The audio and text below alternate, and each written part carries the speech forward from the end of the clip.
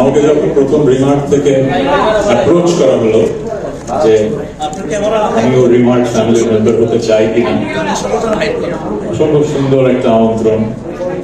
আমার প্রথম রিয়াকশন ছিল বাংলাদেশের সব সেলিব্রিটিরাই তো রিমার্ক ফ্যামিলিতে জয়েন করছে, আরেকজন লাগবে কেন, রাইট? সো আমার এই কথার উত্তরে এমন কিছু কথা আমি শুনেছি, আই ওয়াজ ব্লোন অ্যাওয়ে।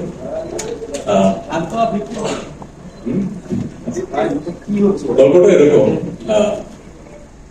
আমার জন্ম হয়েছিল যেই সালে, আমাদের মেগাস্টারের জন্ম সেই একই সালে।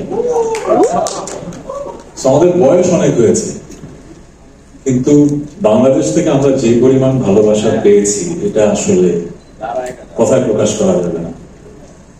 1999 সালে ওনার প্রথম সিনেমাটা রিলিজ হয়, আপনারা জানেন। আমারও প্রথম ব্যান্ড ব্ল্যাকের আত্মপ্রকাশ 1999 সালে। প্রায় 2 দশকের বেশি সময় ধরে আমরা কিন্তু মানুষের ভালোবাসা পাচ্ছি।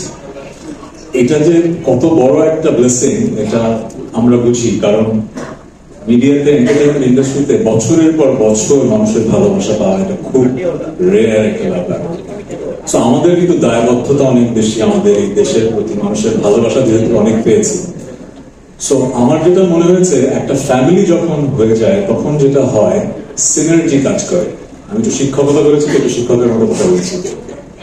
সিনার্জি মানে হচ্ছে যে যখন অনেকগুলো মানুষ একসাথে আসে তখন ইন্ডাস্ট্রিতে কালেক্টিভ আউটপুটটা অনেক ভালো হয়। ইন্ডিভিজুয়ালি আপনি কিন্তু যতটুকু করতে পারবেন তার চেয়ে অনেক ভালো করতে পারবেন। সো আমাকে এমন একটা লোভনীয় অফার দেওয়া হলো যে আমি আসলে রিমার্কে ছাড়া এখন কিছু ভাবতে পারছি না। এটা কোনো অর্থনৈতিক অফার না, এতটুকু আমি আপনাকে বলে দিতে পারি। যেটা হয় কি, মানুষ বেঁচে থাকতে চায় কিভাবে? তার কাজ দিয়ে।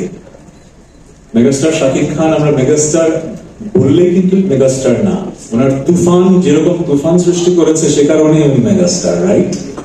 সো কাজ দিয়ে কিন্তু আমরা বেঁচে থাকি।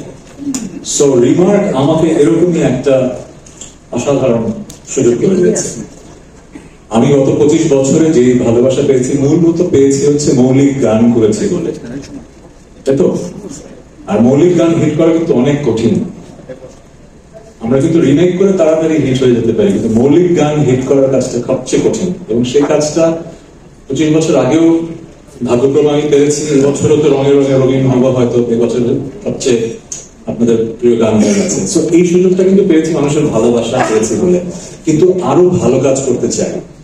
আপনারা যখন তুফান দেখেছেন আপনাদের মনে হয়েছে যে এটা যে কোনো ওয়ার্ল্ড স্ট্যান্ডার্ড একটা সিনেমা, মনে হয়নি? সেই জায়গায় কিন্তু একদিনে আসা হয়নি, অনেকগুলো মানুষ একসাথে কিন্তু ভিশন নিয়ে কাজ করেছে বলে হয়েছে। কিন্তু মিউজিকে আমরা সেই জায়গাটা কিন্তু যেতে পারি না এখন। আমি অকপটে স্বীকার করবো, আমরা গ্লোবাল স্ট্যান্ডার্ডে কাজ করতে পারছি না এখন। সো আমার বিশ্বাস, আমি রিমার্কের কাছ থেকে যে প্রমিস পেয়েছি, আর আমি 1 বছরে you will get to see বাংলাদেশের মিউজিককে আমরা আরো অনেক উপরের উচ্চতায় নিয়ে যাবো। Thank you Shakib Khan, Megastar Television. Thanks to everyone যারা আমাদেরকে এত সুন্দরভাবে বাংলাদেশের মানুষের কাছে উপস্থাপন করেন এবং আমাদেরকে মানুষের ভালোবাসা পাওয়ার যোগ্য ভাবেন। Thank you.